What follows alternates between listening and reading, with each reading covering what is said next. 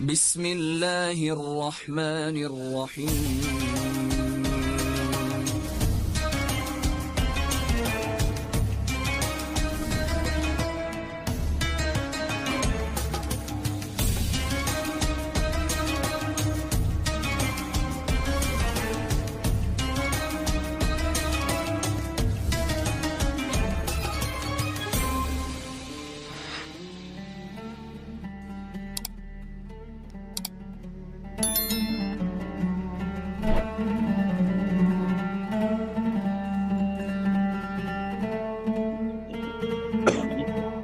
Pemateri berikutnya kita akan mendengarkan pemaparan dari Bapak Dr. Thoyyib Bakhtiar. Bapak Dr. Thoyyib Bakhtiar sebagai Direktur IAIC Pascasarjana. Bismillahirrahmanirrahim. Assalamualaikum warahmatullahi wabarakatuh. Alhamdulillahirabbil alamin, salatan wa salaman ala asyrafil mursalin wa ala alihi wa sahbihi ajma'in wa ba'du. Yaqulu jalla jalaluhu fi tanzili muhkamihi, a'udzu billahi minasyaitonir rajim. Bismillahirrahmanirrahim.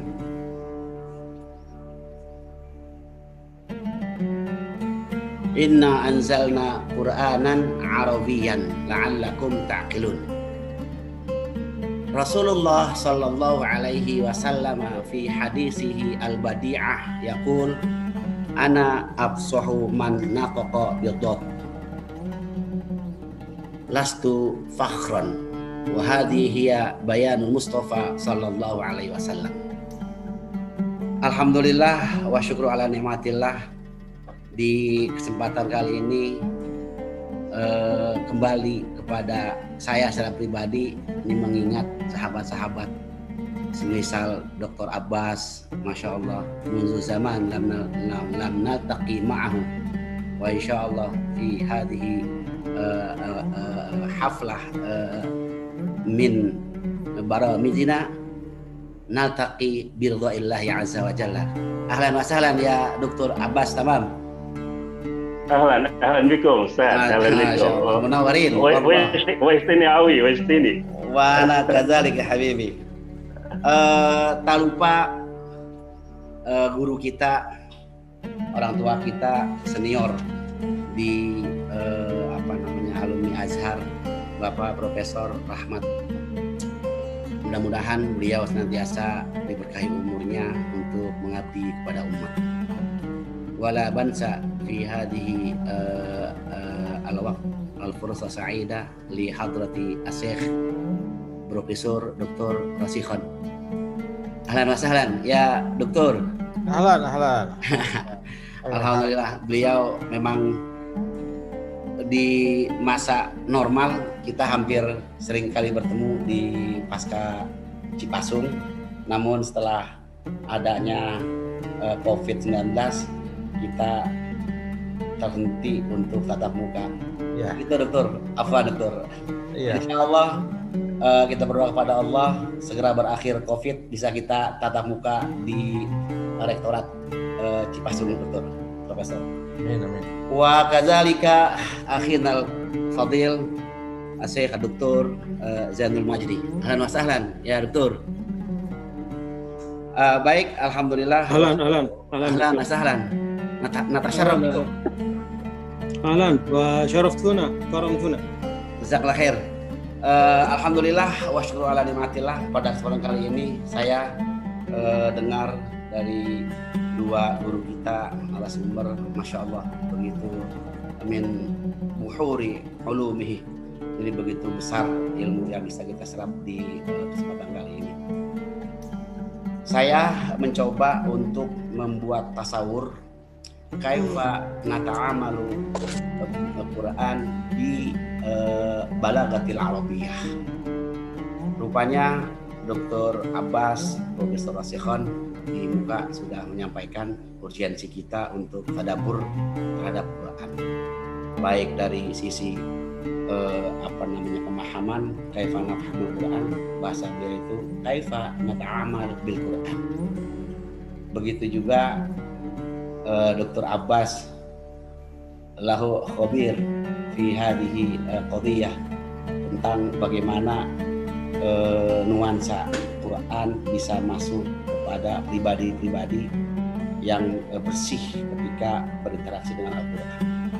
Rupanya saya dapat giliran ini, kaifa nata'amalul Quran bi lughatil Arabiyyah.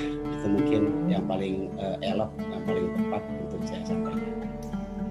Bapak Ibu sekalian, sahabat yang insya Allah dimuliakan oleh Allah Subhanahu wa Ta'ala, jauh sebelum saya akan masuk ke persoalan yang ditugaskan pada siang hari ini, nampaknya ada sedikit hal yang saya mau sampaikan.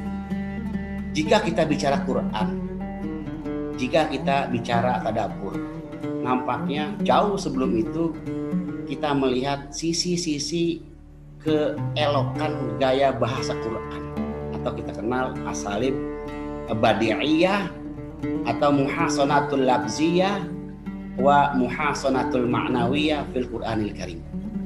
Saya bisa pastikan siapa saja jika bersentuhan dengan Quran tanpa mengedepankan bahasa,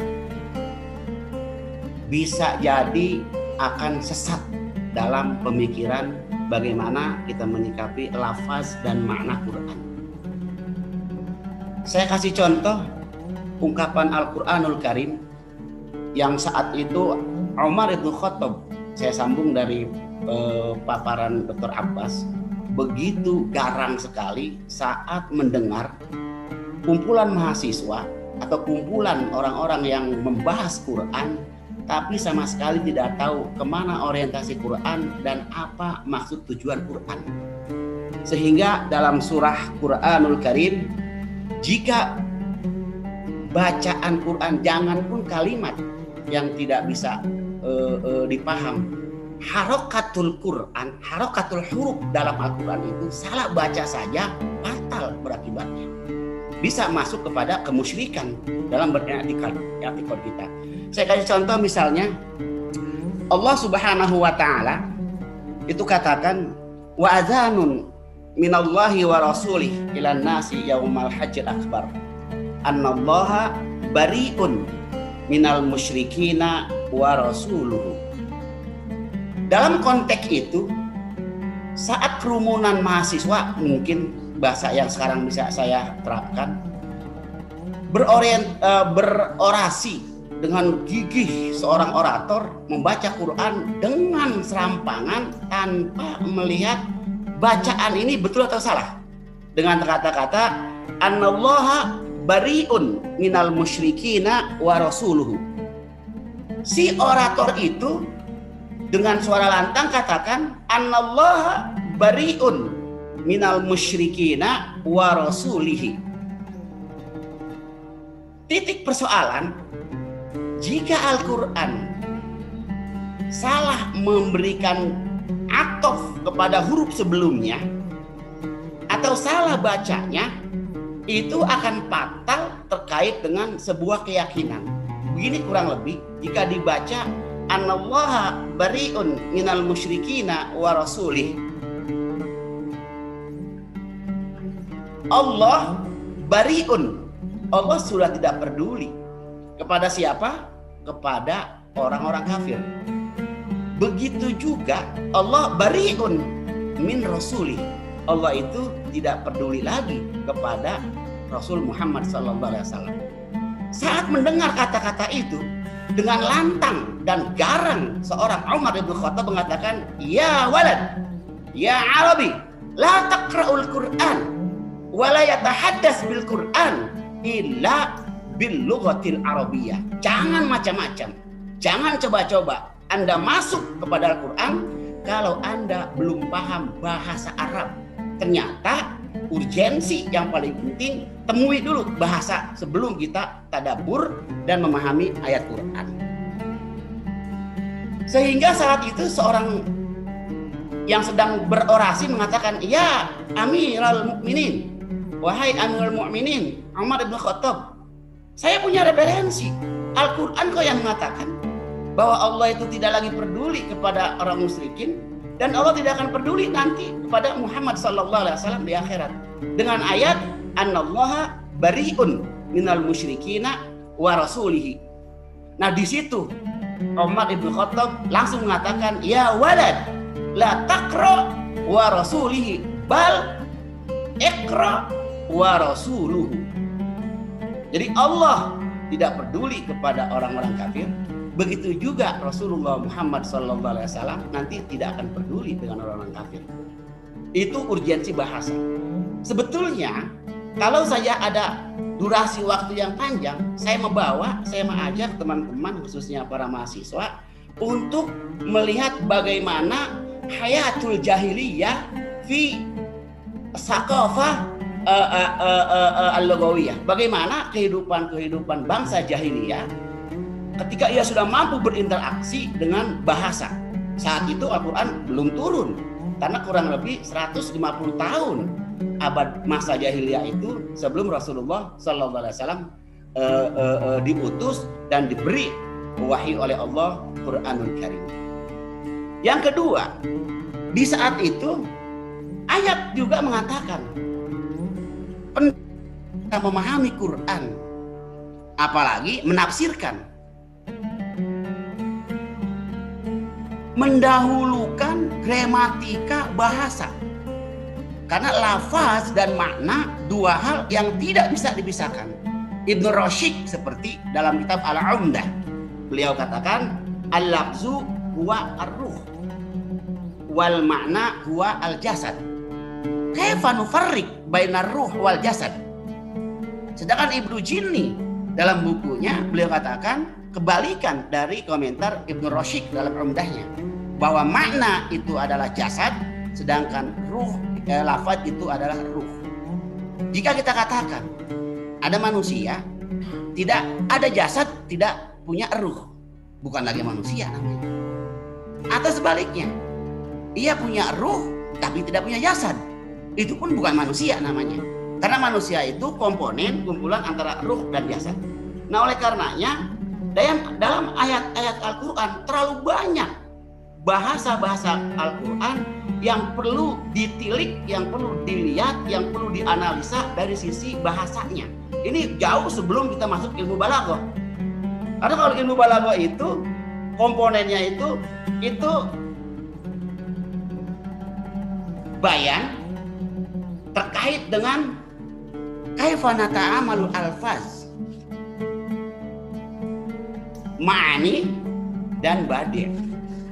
Bayan itu lebih cenderung kepada unsur-unsur yang terkait dengan lafaz dalam Al-Quran.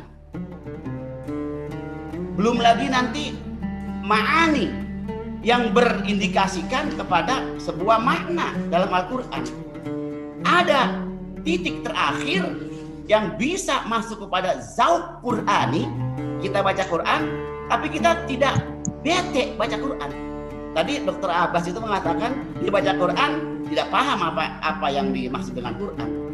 Bahkan sekarang ini saya menemukan bahasa yang selalu saya sampaikan, orang baca Quran tapi Al-Quran dijadikan terapi untuk tidur. Itu bahasa yang sering saya sampaikan. Kenapa? Dia baca tidak bisa tidur, kopi sudah diminum, rokok sudah berbungkus-bungkus, tetap saja tidak bisa tidur. Akhirnya menemukan jalan, dia ambil wudhu, dia baca Quran, baru satu mushaf, satu lembar Quran, itu langsung tidur. Kenapa? Tidak paham dengan apa yang dimaksud oleh Allah Subhanahu wa Ta'ala. Jadi klimaks dari keindahan gaya bahasa Al-Quran itu ada di fan minal funun al-balaghiyah maksus li al-badi'. Dalam ilmu badi' itu klimaks dari muhasanatul lafziyah dan muhasanatul ma'nawiyah. Dalam muhasanatul lafziyah dan muhasanatul ma'nawiyah, jika kita mampu berinteraksi, paham dengan zauq itu, indah sekali Al-Quran itu kita baca. Semisal dalam bahasan al-badi' seperti jinas kita kenal. Ada saja kita kenal. Saja itu kurang lebihnya kalau dalam sebuah syair, ungkapan makoti akhir dari sebuah puisi itu dengan baris yang lainnya satu satar itu dengan kesamaan huruf. Kalau saya buat puisi itu dengan narasi saja itu, tazakarni wala tansani fa inna zikra amrun sani idza ghaba anni fatazakar ismi Thayyib Bakhtiar Zen Indonesia. Begitulah kira-kira. Jadi ada kesamaan makote di akhir sebuah satar bait. Al-Quran terlalu banyak ungkapan itu jika kita ingin menemukan keindahan gaya bahasa Al-Quran. Seperti dalam bentuk saja itu, biasa di Al-Quran itu potong-potongan ayat-ayat yang pendek. Seperti Qul huwallahu ahad, Allahus somad, lam yalid walam yulad, walam yakul lahu kufuwan ahad. Bahasa-bahasa itu menjadi mukjizat i'jazul Quran wa ijaz. Karena berbeda antara i'jaz dengan ijaz. Kalau ijaz nanti kayak itnam, al-faslu, al-waslu, al-qasru, itu ijaz. Kalau i'jaz itu lebih dekat kepada mukjizat Al-Quran. Dari kedekatan itu, maka gaya bahasa Al-Quran begitu fenomenal ketika kita paham. Seperti dalam ungkapan kalla idza balagatit taraq qab wa qila man raq qab wa zanna annahu al-firaq wal taffatis saqu bis-saq ila rabbika yauma idzinil masaq. Apakah itu enggak indah gaya bahasa Al-Quran jika kita mencoba masuk kepada persoalan badi'iyat dalam Al-Quran? Belum lagi ungkapan Quran itu dari sisi yang lain, ketika Al-Quran itu membuat satu kata dengan uslub at-takror atau at-tikror, itu pasti akan beda maknanya. Seperti dalam ayat yang lain, Allah Subhanahu wa Ta'ala sampaikan itu, ini bentuk dari sebuah jinas. Karena jinas itu ada yang sifatnya kamil, ada yang jinas nakis. Nakis biharfain satu huruf, nakis biharfaini dua huruf, ada nakis salah sahruf. Nanti insya Allah sedikit, walaupun waktunya sempit, saya akan coba memberikan sebuah nama contoh. Allah Subhanahu wa Ta'ala katakan, wa yauma taqumu sa'atu yuqsimul mujrimuna ma labisu ghaira sa'atin.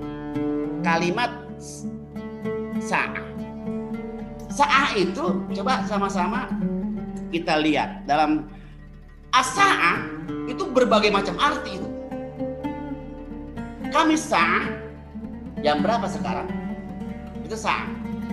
Ketika Allah katakan wa yauma taqumus sa'ah, ketika hari kiamat ini digelar oleh Allah, itu akan dikelompok-kelompokkan. Mana orang-orang yang baik, mana orang-orang yang tidak baik. Tapi dalam konteks ayat itu ghaira sa'atin, waktunya itu sekejap mata. Jadi sa'ah yang pertama dengan sa'ah yang kedua, hurufnya dia bedanya hanya alif, hamzah dan lam. Perbedaan itu menjadi kemukjizatan Al-Quran dari sisi lafaz Al-Quran. Nah, saya kembali lagi, banyak sekali memang ayat-ayat Al-Quran itu yang terkait dengan bagaimana kita bisa sampai tujuan kita kepada zauq su'ur Qur'ani jika digali dari sisi ilmu badi'. Itu nau'un atau anasir min unsur ilmil balaghah. Nah, saya tambahkan juga ketika bagaimana keindahan Al-Quran itu dilihat dari sisi bahasa yang biasa kita kenal kalimat Qur'anul Karim. Jika kita tidak paham betul makna dari lafaz Quran itu, mohon maaf Bapak Dokter mengingatkan waktu kita 1 menit lagi. Wah, Masya Allah.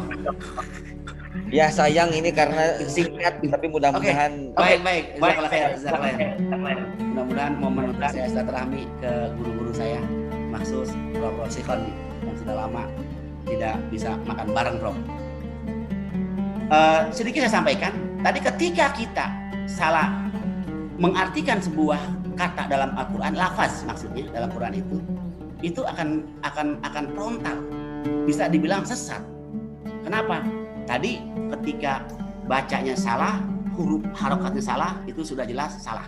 Yang kedua, itu kita kenal dalam bahasa itu ada seperti muzakkar dengan muannas.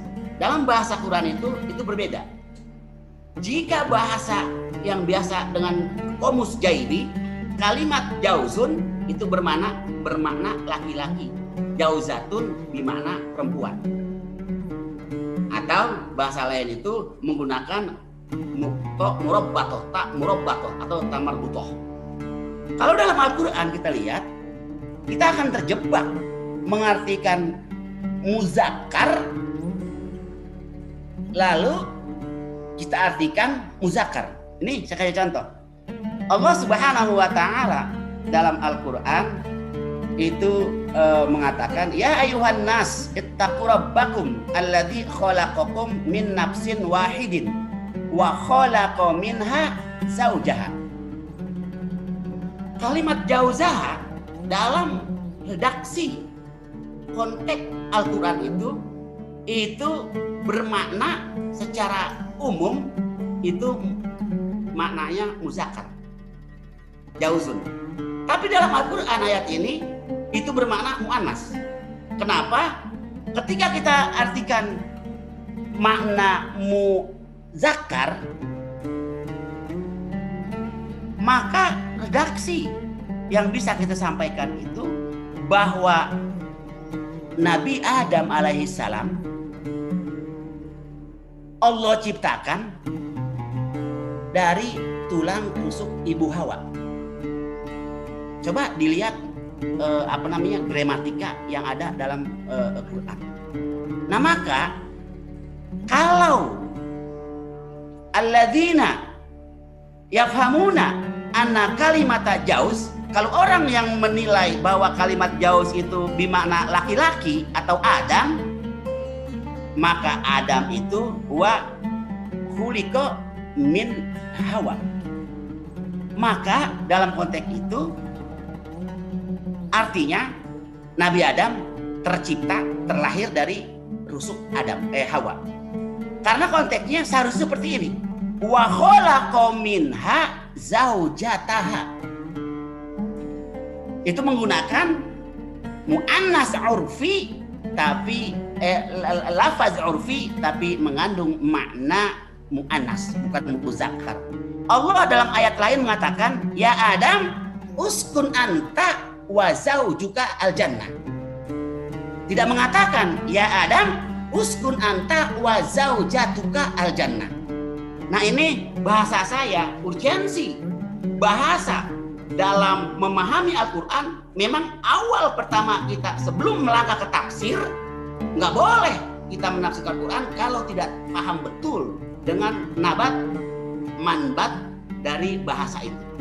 Jadi bahasa itu sebuah kewajiban bagi orang yang mau baca Quran, apalagi yatahaddasuna bil Quran, dia sudah bicara tentang Quran.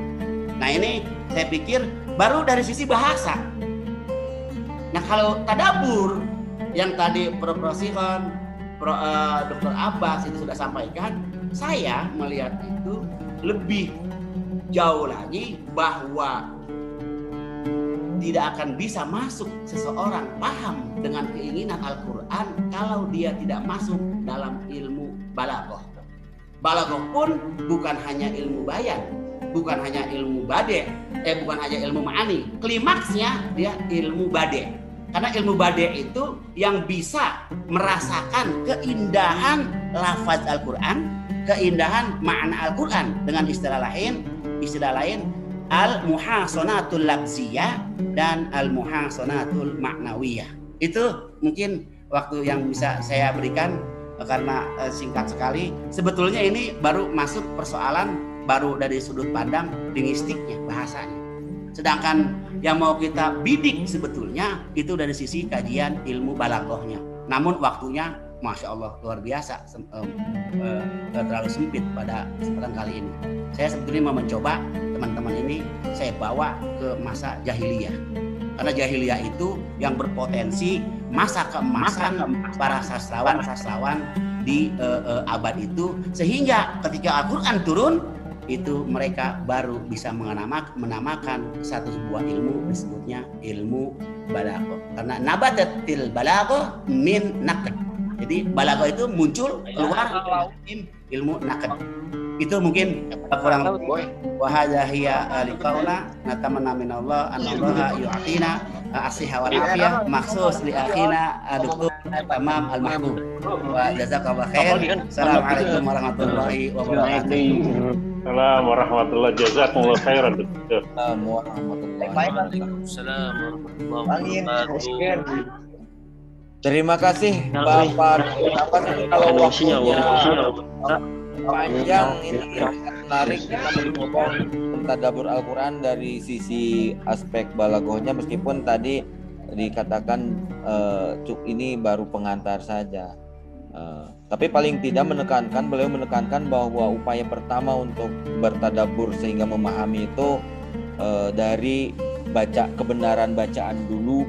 Kebenaran bacaan ini mencerminkan pengetahuan akan gramatikal Al-Quran, dan itu memang sangat penting. Beda huruf pasti beda makna. Terima kasih. Nanti kita perdalam dalam sebuah pertanyaan. Kita menginjak kepada pemateri berikutnya, yaitu Bapak Dr. Muhammad Zainul Majdi, Tuan Guru Bajang. Di tengah-tengah kesibukannya beliau bersedia untuk memberikan wawasan kepada kita bagaimana fenomena dan refleksi tadabbur Al-Quran di Indonesia.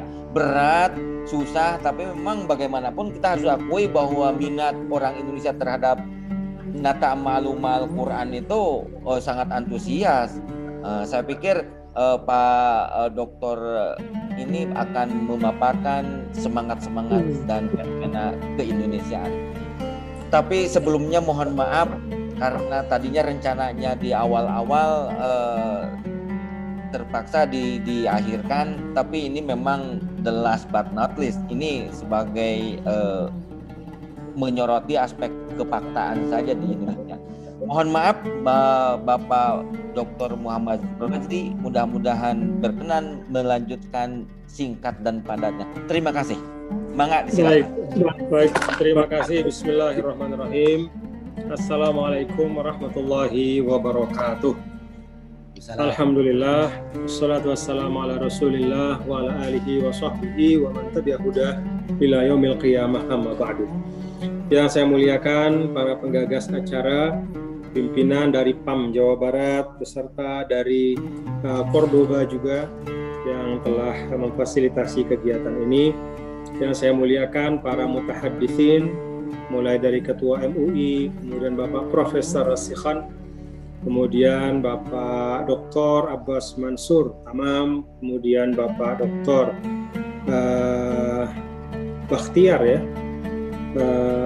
yang tadi telah banyak menyampaikan mutiara-mutiara dan ilmu-ilmu yang bermanfaat.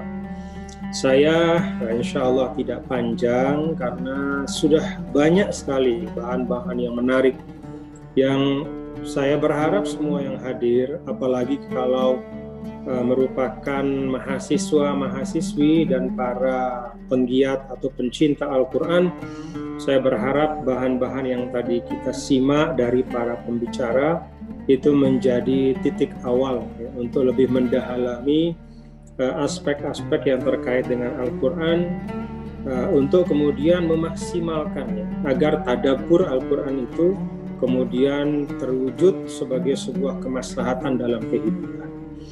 Karena itu saya singkat saja. Yang pertama, saya ingin menyampaikan apresiasi dan penghargaan kepada para sahabat termasuk Cordoba, penerbit Cordoba yang menginisiasi gerakan wakaf Al-Quran melalui mushaf tadabbur ini. Kenapa wakaf Al-Quran itu penting? Karena secara faktual kebutuhan Al-Quran di Indonesia yang konon sampai 5-6 juta itu masih belum dapat kita penuhi ya, secara bersama-sama. Kementerian Agama itu saya dengar maksimal baru bisa mencetak 1 juta Al-Quran 1 tahun. Kemudian seluruh penerbit dan pihak-pihak yang menerbitkan Al-Quran juga baru bisa hampir 2 juta mushaf per tahun. Nah, sedangkan kebutuhan itu ada 5-6 juta. Artinya ada backlog ya. Ada satu kebutuhan yang dari tahun ke tahun itu kan dia akumulatif bertambah.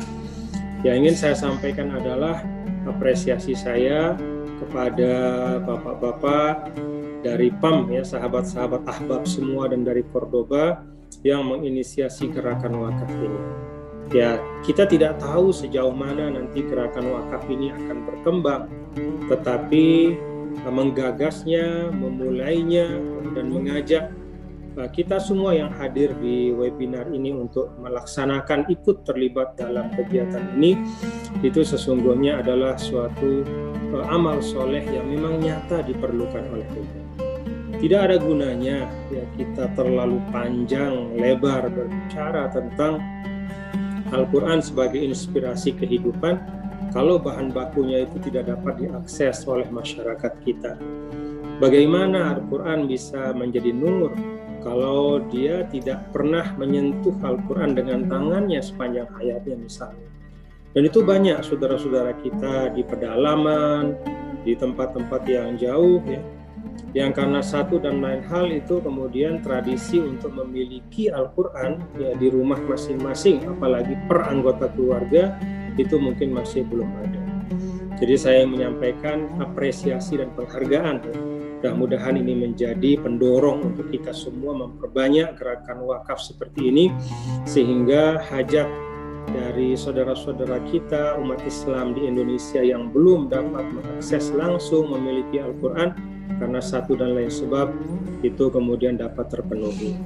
Yang kedua, saya ingin menyampaikan bahwa salah satu ungkapan yang sering kita dengar, hadaratul Islam adalah hadaratul nas, bahwa peradaban Islam itu adalah peradaban teks.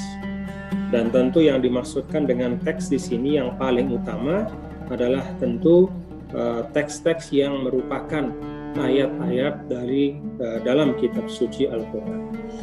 Nah, hadaratul nas ini suatu ungkapan yang mencerminkan ya bahwa fondasi peradaban Islam, bahkan juga instrumen ya, berkembangnya peradaban itu sangat lekat dengan nilai-nilai Al-Quran. Jadi tentu ada, walaupun ada dinamika naik turun persinggungan umat dengan Al-Quran, ada masa-masa dalam tanda kutip itu Al-Quran hanya dimaknakan sebagai simbol saja, hanya dijadikan sebagai sumber kebanggaan ya secara formalitas saja. Ada juga masa-masa di mana umat sangat intens berinteraksi dengan Al-Quran, tapi alal umum atau secara utuh ya, secara umum kita bisa melihat bahwa tidak ada satu umat Islam dimanapun, di belahan dunia manapun, dalam masa apapun yang ikhlas atau rela disebut lepas dari Al-Quran. Semua ingin atau semua merasa bangga. Bahkan di di negara-negara misalnya yang katakanlah dalam tanda kutip misalnya sangat sekuler ya, yang memiliki penduduk muslim mayoritas di situ, yang banyak di situ, tapi sistem pemerintahannya katakanlah misalnya sangat sekuler ya. Bukan di Indonesia, tapi ada beberapa negara muslim ya, itu tetap juga menjadikan beberapa munasabah yang terkait dengan Al-Quran itu sebagai penanda bahwa mereka punya keterkaitan dengan Al-Quran.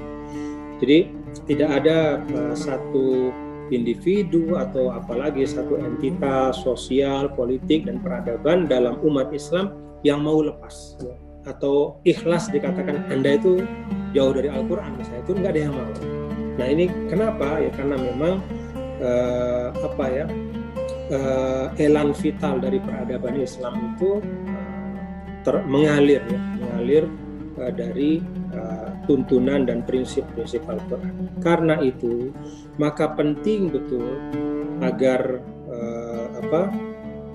agar Hadoratun Nas ini bisa melahirkan kemanfaatan, kita bekerja sungguh-sungguh, terutama tadi disampaikan oleh para pembicara sebelumnya, bagaimana agar akses umat terhadap Al-Quran ya, termasuk diantara bukan hanya tilawatan tapi juga fahman wa tadabbur, itu juga harus kita konsep dengan baik ya. Dan dalam pandangan saya, karena Al-Quran itu adalah hamalul wujub ya, maka sebenarnya ruang untuk mendekatkan Al-Quran dengan realitas kita itu sebenarnya sangat luas dan sangat lebar. Kecuali dalam hal-hal yang berupa prinsip akidah atau kemudian ritual-ritual ibadah yang sifatnya tauqifiyah ya. Hal-hal yang lain ya, muamalah, kemudian juga konsep pengembangan umat, konsep membangun peradaban, konsep berkompetisi dengan al-umamil ukhra, dengan masyarakat dan peradaban yang lain, itu kan bisa kita kembangkan dari Al-Quran. Nah, karena itu saya berharap apa yang kita bicarakan pada sore hari ini juga oleh para cerdik pandai, para sarjana Al-Quran digunakan sebagai bahan juga, dengan kita sepenuhnya sadar bahwa sekarang bukan hanya yang kita harapkan itu dalam tanda kutip umat mendekat kepada Al-Quran, tapi kita para katakanlah para asatidz atau bahkan para ulama, tugas kita lah mendekatkan Al-Quran itu kepada umat. Tidak hanya fisiknya tetapi juga konsep-konsep pemahaman. Itu yang kedua. Yang ketiga dan terakhir, saya ingin mengajak kita semua, tadi sudah kita simak ya, apa sih tadabbur itu. Tadi sudah disinggung oleh oleh Profesor Rosikhon, kemudian juga Dr. Agus Mansur ya, bahwa tadabbur itu adalah bukan hanya bagaimana membacanya ya, bagaimana memahaminya, tetapi juga bagaimana bisa menghadirkan kemanfaatan ya, untuk masyarakat, bisa menjadi solusi. Nah, saya ingin tambahkan sedikit saja ya, bahwa kalau kita bicara tentang menghadirkan kemanfaatan bagi masyarakat, kita perlu betul memperhitungkan aspek dampak atau konsekuensi dari bacaan-bacaan kita, interpretasi kita, dan wacana-wacana keislaman yang berbasiskan pada ayat-ayat Al-Quran yang kita hadirkan ke tengah masyarakat.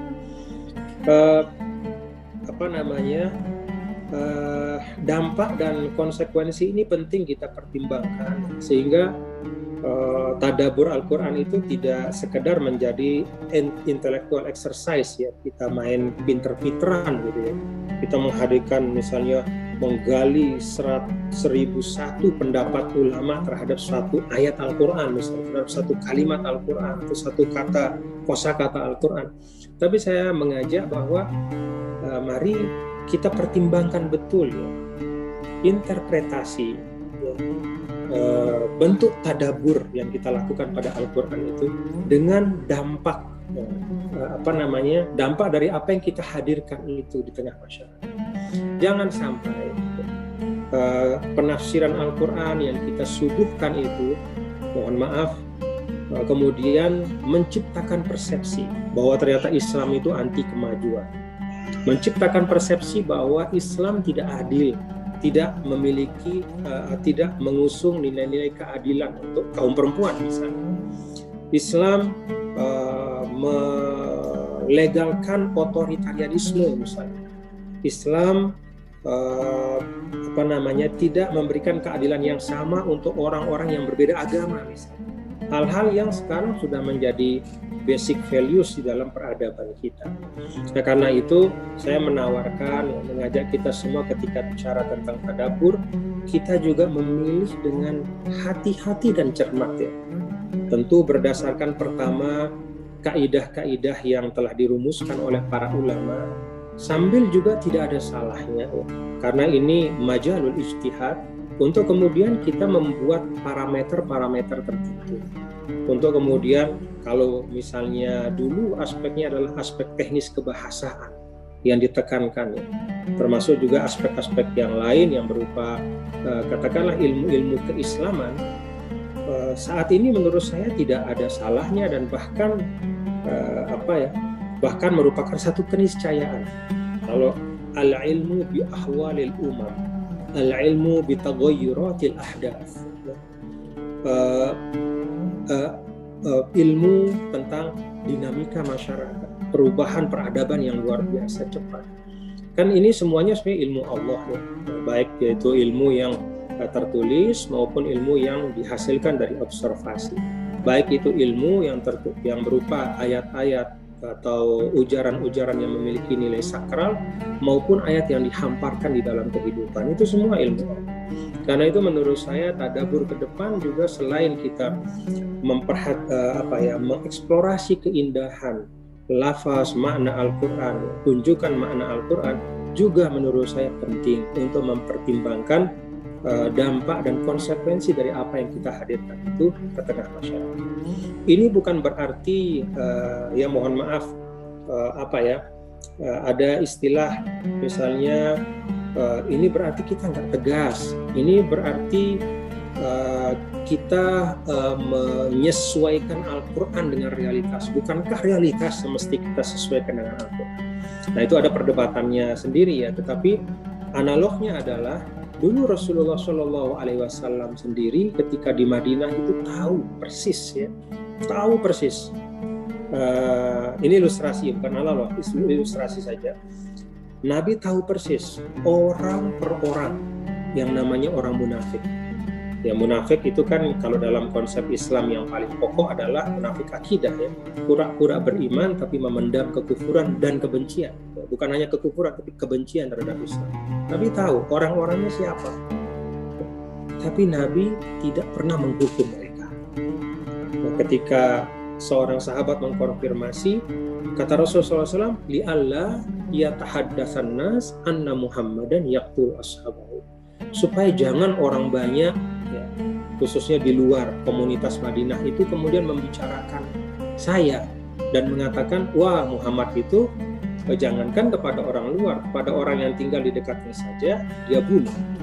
Padahal Nabi tahu ada di sekitar beliau itu ya memang munafik, tapi tidak diberikan atau tidak diterapkan hukum ar-riddah ya, hukum nifaq ya, dibiarkan saja oleh Rasulullah SAW. Kenapa?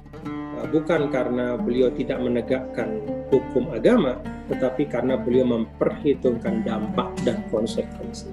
Saya pikir dampak dan konsekuensi ini penting sekali karena di era abad ke-21 ini persepsi itu sangat penting.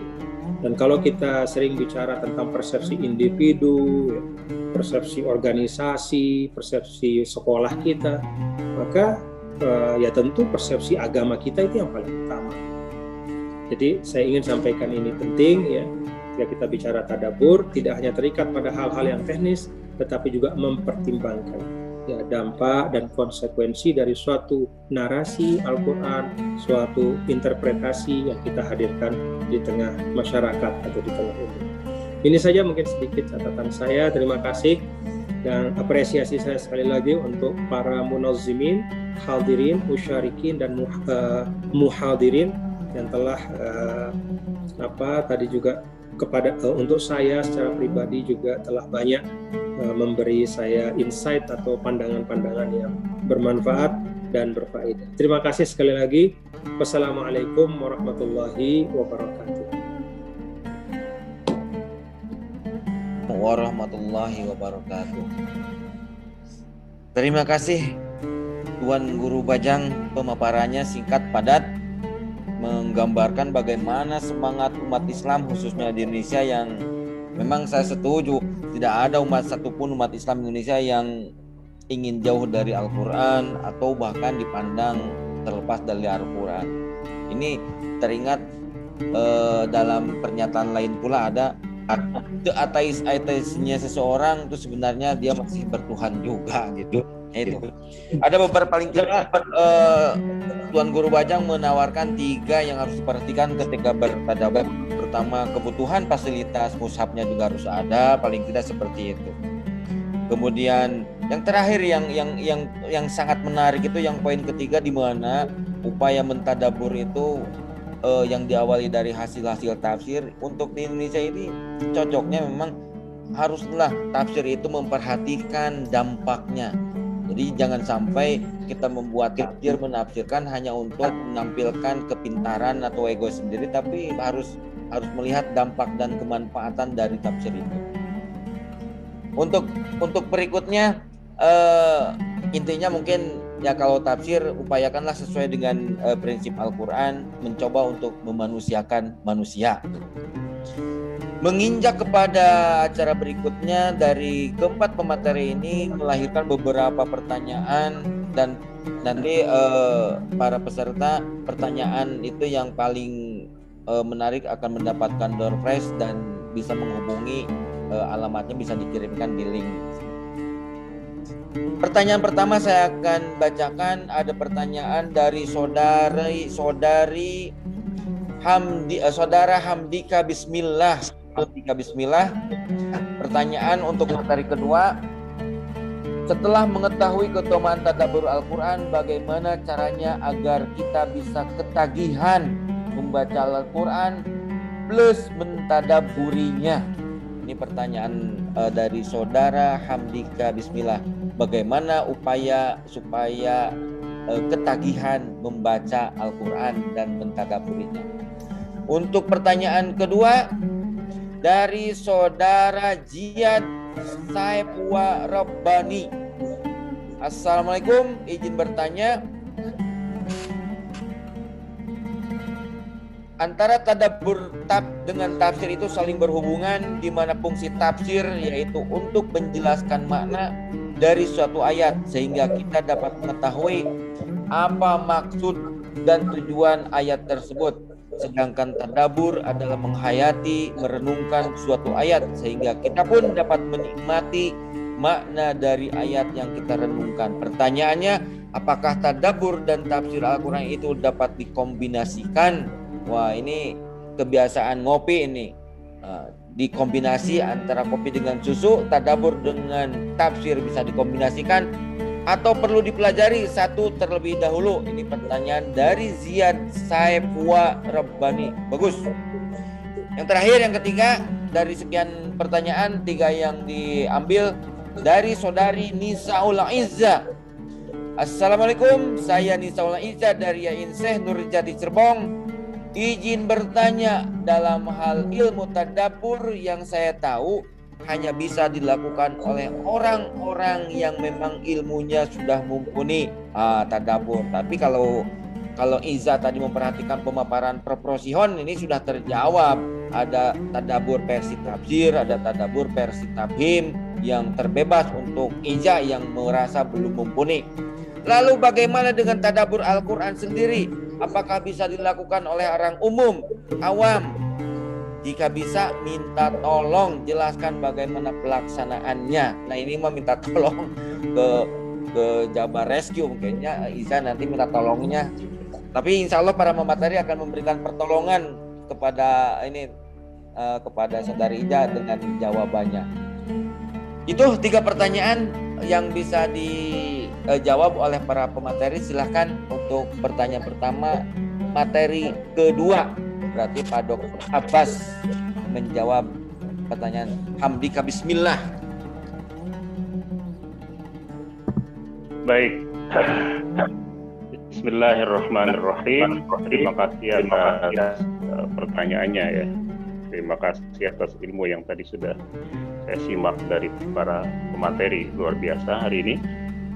Ya, bagaimana agar ketagihan membaca Al-Quran dan mentadabburinya? Kita tentu saja tidak bisa memaknai sesuatu atau memposisikan sesuatu sesuai dengan kedudukannya kecuali mengerti betul tentang hakikat yang sedang kita hadapi itu. Jika kita memahami bahwa Al-Quran itu merupakan firman Allah, maka kita akan dapat memposisikannya dengan sebaik-baiknya, dan karena itu dapat memperlakukannya juga seperti semestinya, ya. Dan itulah yang kemudian menjadi tugas kita, ya. Oleh karena itu maka persoalan tentang bagaimana pertama bahwa kita harus mengenali Al-Quran itu sebagaimana mestinya, bahwa dia adalah kalamullah, Allah Subhanahu wa Ta'ala yang maha besar, maha agung, ya. Dan ini bisa kita renungkan bagaimana ketika Nabiullah Musa alaihissalam meminta untuk bisa melihat Allah, Rabbi arini anzur ilaika, tetapi dijawab oleh Allah, lan tarani, engkau tidak akan pernah bisa melihatku, walakin unzur ilal jabali fa in istaqarra makanahu fasawfa tarani, tapi lihatlah gunung itu. Kalau gunung itu utuh seperti yang engkau lihat sekarang, niscaya engkau akan dapat melihatku. Falamma tajalla rabbuhu lil jabali ja'alahu dakka wa kharra Musa sa'iqa. Ketika Allah memperlihatkan dirinya pada gunung itu tiba-tiba menjadi hancur lebur, dan Nabi Musa kemudian Nabi Musa kemudian pingsan. Falamma afaqa, ketika dia sudah siuman, sudah ingat, sudah sadar, dia kemudian bertobat kepada Allah Subhanahu wa Ta'ala, dan dia termasuk orang-orang yang menyerahkan diri. Nah, jadi ini satu contoh bagaimana kita bisa memperlakukan atau memahami hakikat Al-Quran itu. Al-Quran itu adalah kalamullah, kalam Allah. Al-Quran itu adalah qadim, seperti juga Allah Subhanahu wa Ta'ala qadim. Ini adalah akidah Ahlus Sunnah wal Jamaah. Karena itu ketika Allah Subhanahu wa Ta'ala itu maha agung, maha besar, maka kalamullah juga adalah sesuatu yang maha agung, maha besar. Ya. Nah, ini luar biasa. Ketika Al-Quran dan Allah sama-sama maha agung, maha besar, kita tidak bisa melihat Allah di dunia ini, tapi mudah-mudahan kelak di surga kita bisa melihat Allah Subhanahu wa Ta'ala.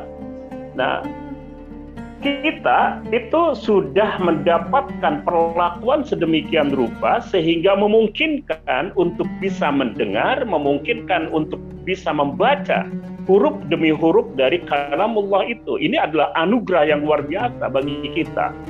Nah, jadi penghayatan keagungan Al-Quran inilah yang harus kita tumbuhkan di dalam diri kita. Bagaimana Al-Quran ini benar-benar merupakan rahmat dari Allah.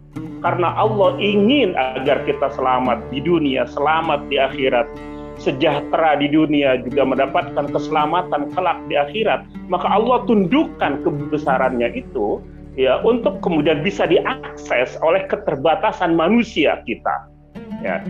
Nah, ketika ini kemudian bisa kita hayati, maka insya Allah penghayatan-penghayatan seperti yang tadi saya ceritakan tentang bagaimana Musa ya merenungkan tentang keagungan bisa berbicara dengan Allah itu akan terjadi dalam diri kita.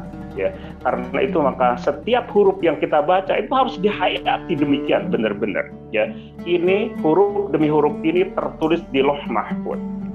Allah Subhanahu wa Ta'ala turunkan dari zatnya di Lauh Mahfuz secara sekaligus. Allah turunkan dari Lauh Mahfuz itu ke langit dunia sekaligus.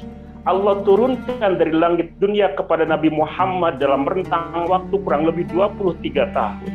Sampai kemudian tuntas diturunkan kepada Nabi Muhammad.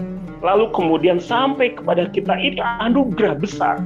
Bahwa Al-Quran itu sampai kepada kita termasuk orang-orang yang mengimaninya, kemudian ditakdirkan untuk bisa membacanya, ditakdirkan untuk bisa memahami kalimat demi kalimat. Maka inilah yang kemudian membuat kita bisa betah untuk memperlakukan Al-Quran, ya. Dan ketika itu yang kita lakukan, maka insya Allah kita akan merasa ketagihan untuk kembali membacanya. Ya.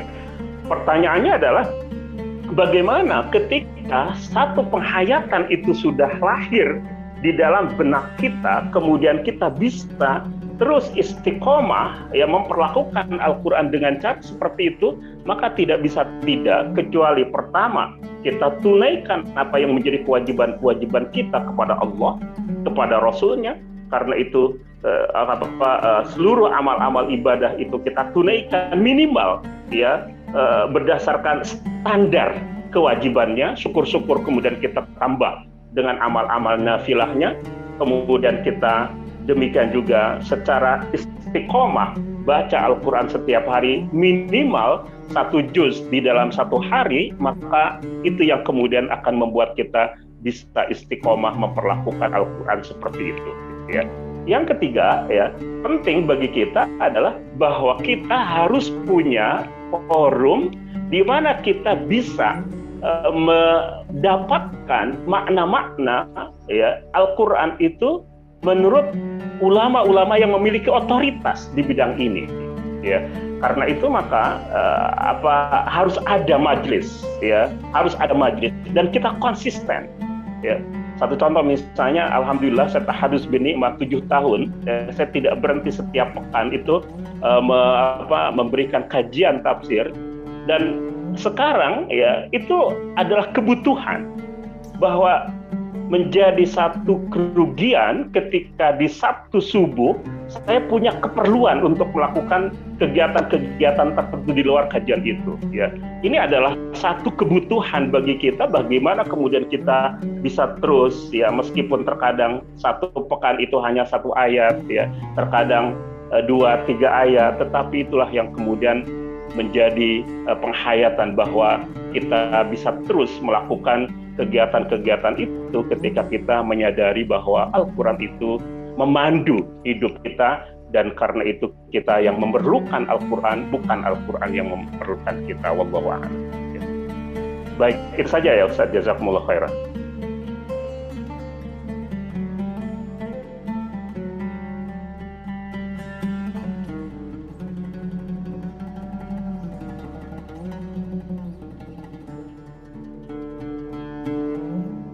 Baik, moderator, silakan.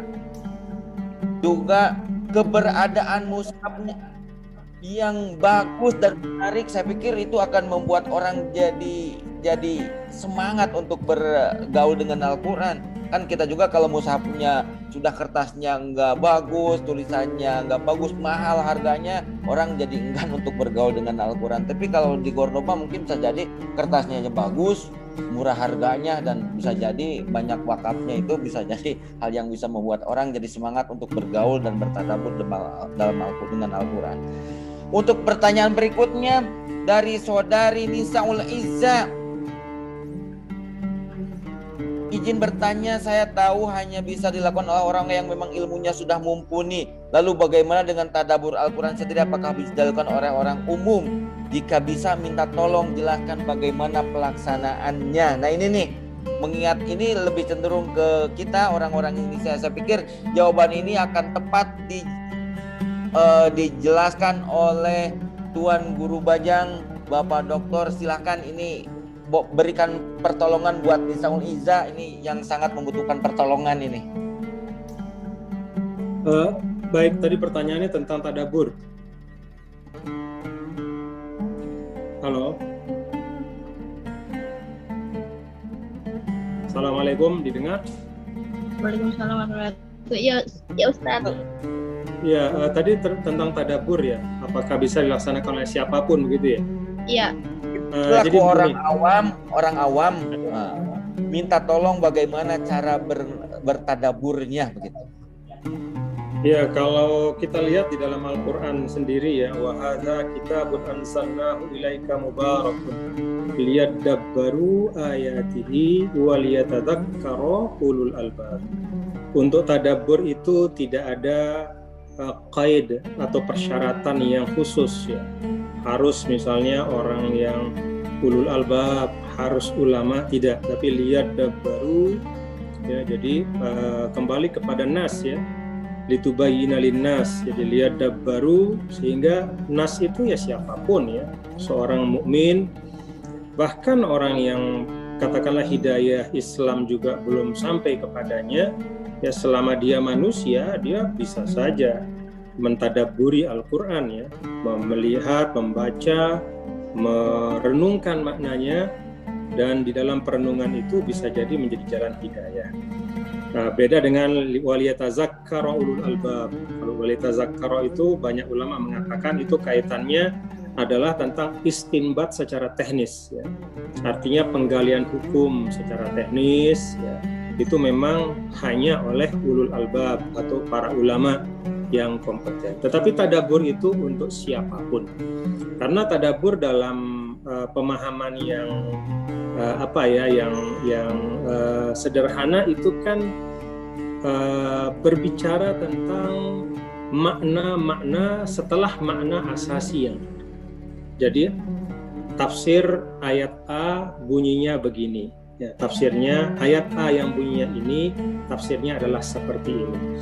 Dari tafsir itu kita bisa bertadabbur, dan setiap orang bisa mentadabburi ayat itu, lalu kemudian dia menggali dan menghadirkan ya, makna-makna dan kefahaman-kefahaman, ya, kesadaran-kesadaran yang akan mendekatkan dirinya lebih dekat lagi kepada Allah Subhanahu wa Ta'ala.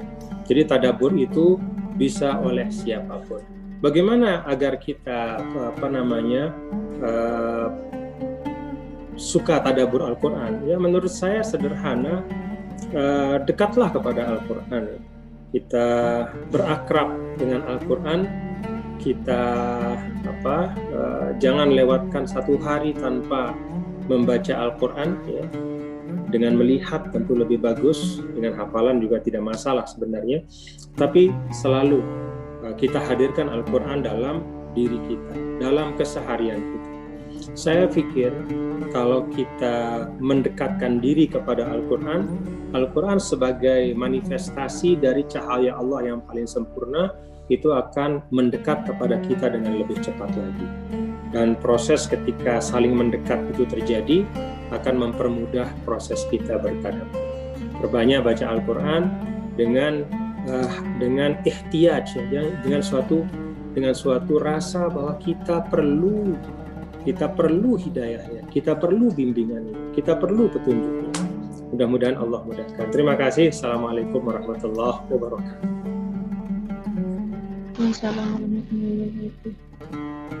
Jawaban dari TGB merupakan akhir dan kesimpulan, dekati Al-Quran, niscaya Al-Quran pun akan mendekati kita. Mudah-mudahan bermanfaat.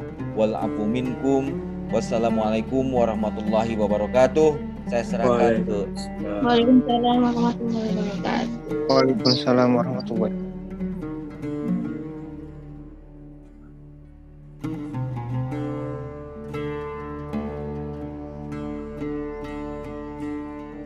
Baiklah, terima kasih kepada moderator kita pada siang hari ini, Bapak Ecep Ismail MAG, yang telah menyampaikan dan memandu acara webinar dengan sangat baik. Beranjak ke acara selanjutnya, yaitu sosialisasi wakaf Al-Quran Tadabbur yang akan disampaikan oleh Bapak Dr. Agus Suryadi Raharusun, LCMA, sebagai Ketua Wasatiyah Center for Literasi. Kepadanya kami silahkan.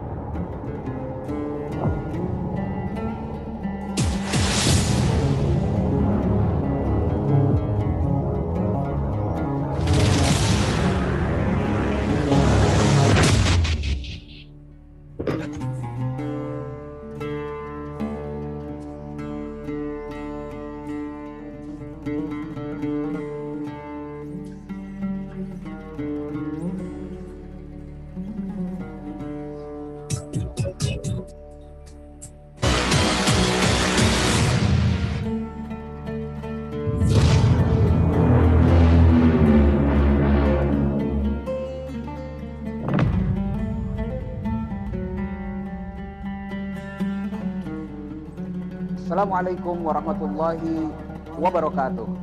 Alhamdulillahilladzi anzalal Qur'an. Assalatu wassalamu ala man kana khuluqul Qur'an. Sallallahu alaihi wa ala alihi wa ashabihi wa man tabi'ahu bi ihsanin ila yaumiddin. Allahumma ij'alna ma'ahum mimman yatadabbarul Qur'an. Saudara-saudaraku yang berbahagia, 4 pemateri yang sama-sama telah kita simak tadi memberikan arahan yang sungguh sangat luar biasa tentang bagaimana kita berinteraksi dengan Al-Quran. Sebuah hal yang disisipkan oleh Allah Subhanahu wa Ta'ala terkait dengan Al-Quran adalah kata tadabbur. Setidaknya 4 ayat di dalam Al-Quran mengenalkan kepada kita salah satu bagian dari proses akses dan interaksi kita dengan Al-Quran adalah kata tadabbur. Keempat ayat ini memberikan sebuah ajaran kepada kita bahwa akses dan hubungan kita dengan Al-Quran merupakan hal yang tidak pernah selesai dan harus terus kita upayakan. Berbagai hal dan kendala serta kondisi bangsa ini yang membuat mata keprihatinan kita semakin terbuka tentang keadaan bencana, suasana yang tidak kita harapkan adalah hal realita yang harus sama-sama kita sikapi. Badan Nasional Penanggulangan Bencana pada akhir bulan yang lalu merilis setidaknya 263 bencana yang terjadi di tanah air ini. Kalaulah kita sepakat bahwa penduduk bangsa kita mayoritas muslim, maka di antara mereka yang terdampak dengan musibah ini adalah saudara-saudara kita muslim. Sekian banyak jumlah masjid, jumlah musola dan di dalamnya ada Al-Quran. Bahkan kita tidak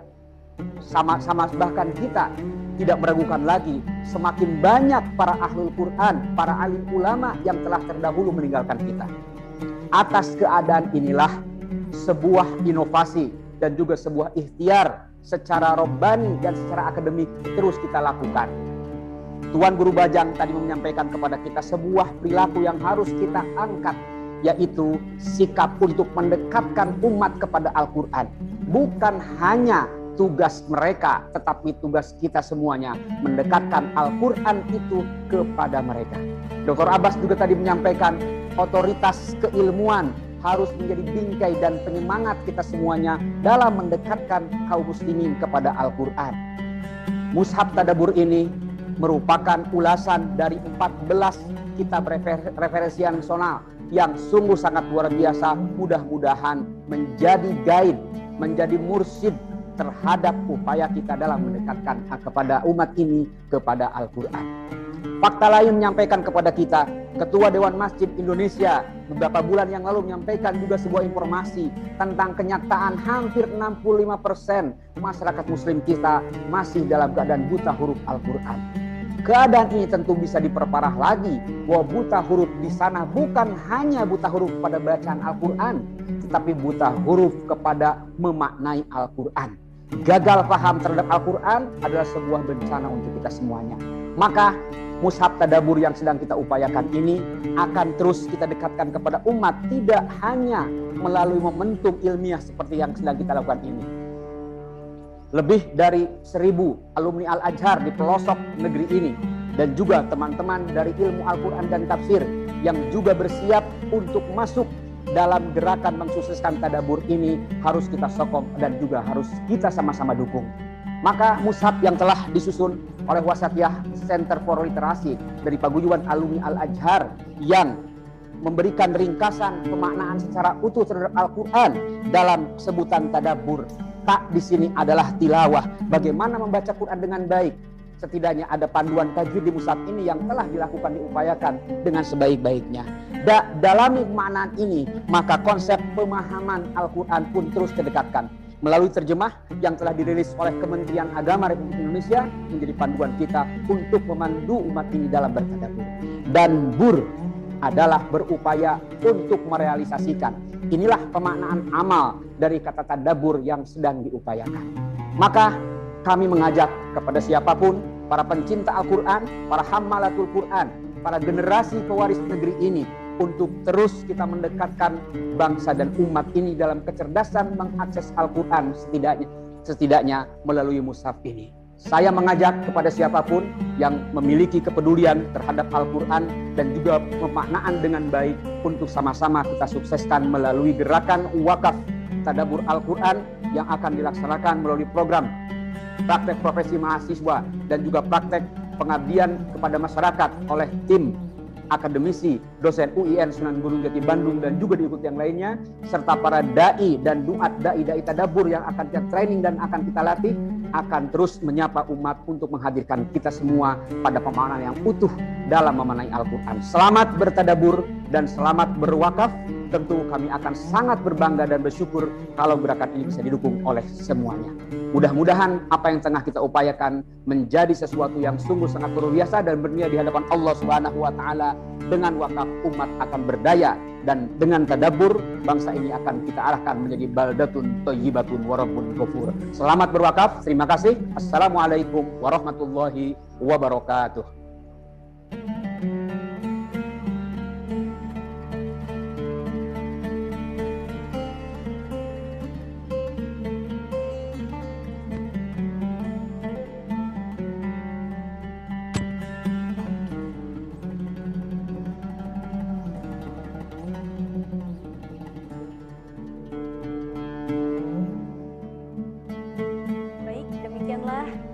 Sosialisasi wakaf Al-Quran Tadabbur yang telah disampaikan oleh Bapak Dr. Agus Suryadi, LCMA. Untuk acara selanjutnya yaitu pembacaan doa yang akan dipimpin oleh Saudara Rizal Wafiuddin, mahasiswa jurusan Ilmu Al-Quran dan Tafsir UIN Sunan Gunung Jati Bandung. Kepadanya disilahkan.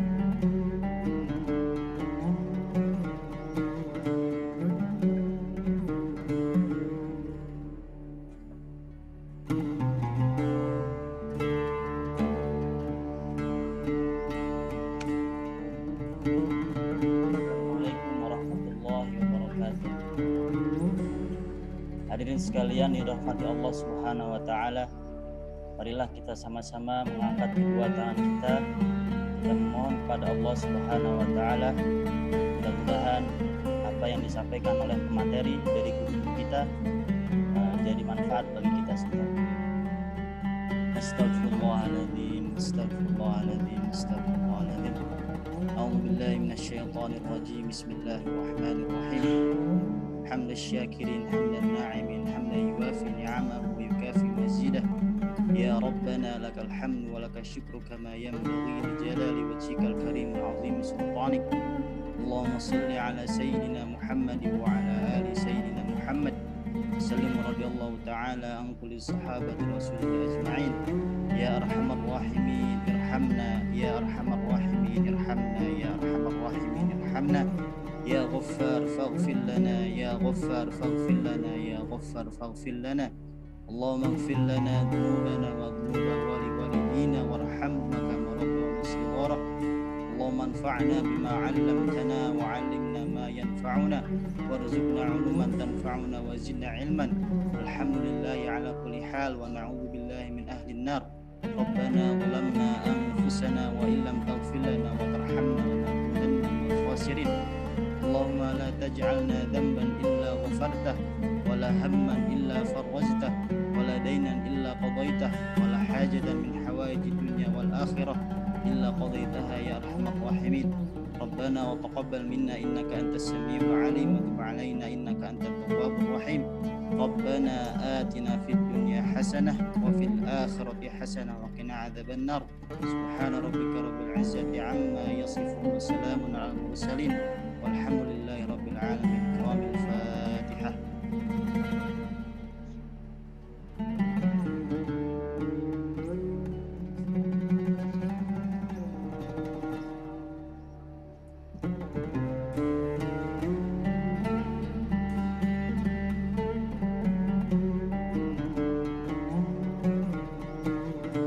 Sebelum menutup acara akan ada pengumuman untuk pertanyaan terbaik yang akan mendapatkan 1 mushaf Al-Quran Tadabbur. Baiklah, sebelumnya kami ucapkan terima kasih banyak kepada semua pihak yang telah memberikan pertanyaannya di kolom chat. Akan tetapi hanya akan ada 2 orang yang mendapatkan mushaf Al-Quran Tadabbur. Baik, siapakah kira-kira yang akan mendapatkannya? Baiklah, langsung saja kita umumkan bahwa pemenang mushaf Al-Quran Tadabbur atas nama Hamdika dan Ziad Saifa Robbani.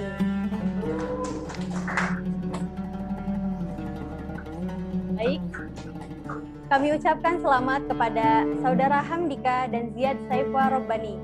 Untuk pemenang diharapkan untuk menghubungi kontak person yang ada di pamflet untuk mengirimkan nama, nama instansi, dan juga alamat pengiriman untuk Al-Quran Tadabbur.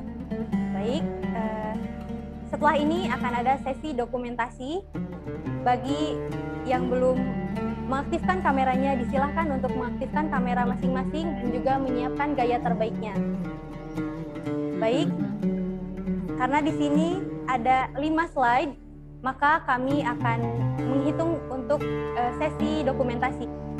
Baiklah, untuk sesi pertama, silakan yang belum mengaktifkan kameranya, silakan diaktifkan terlebih dahulu. Untuk slide pertama, 1, 2, 3. Ya. Baik, sekali lagi untuk slide pertama. 1, 2, 3. Baik, sekarang untuk slide kedua. 1, 2, 3. Ya. Silakan. Sekali lagi untuk slide kedua. 1, 2, 3. Baik, untuk slide ketiga. Ya, silakan yang belum mengaktifkan kameranya untuk mengaktifkannya terlebih dahulu. Baik, kita hitung untuk slide ketiga. 1, 2, 3. Iya, silakan untuk senyum. 1, 2, 3. Untuk slide selanjutnya itu slide keempat. 1, 2, 3. Baik. Untuk slide terakhir. 1, 2, 3. Baik, terima kasih. Terima kasih kepada seluruh peserta yang telah menghadiri acara ini. Semoga bermanfaat. Marilah kita tutup acara webinar Literasi Al-Quran Nasional dengan sama-sama melafazkan hamdalah. Alhamdulillahirabbil alamin. Baiklah, demikian dari kami. Semoga webinar kali ini menghasilkan manfaat dan marilah kita mentadabburi Al-Quran lebih banyak lagi dan lebih mendekatkan diri kepada Al-Quran. Terima kasih atas segala perhatian. Mohon maaf atas segala kesalahan. Akhir kata saya ucapkan, khairukum man ta'allamal Qur'an wa 'allama. Wassalamualaikum warahmatullahi wabarakatuh. Sampai jumpa di kesempatan.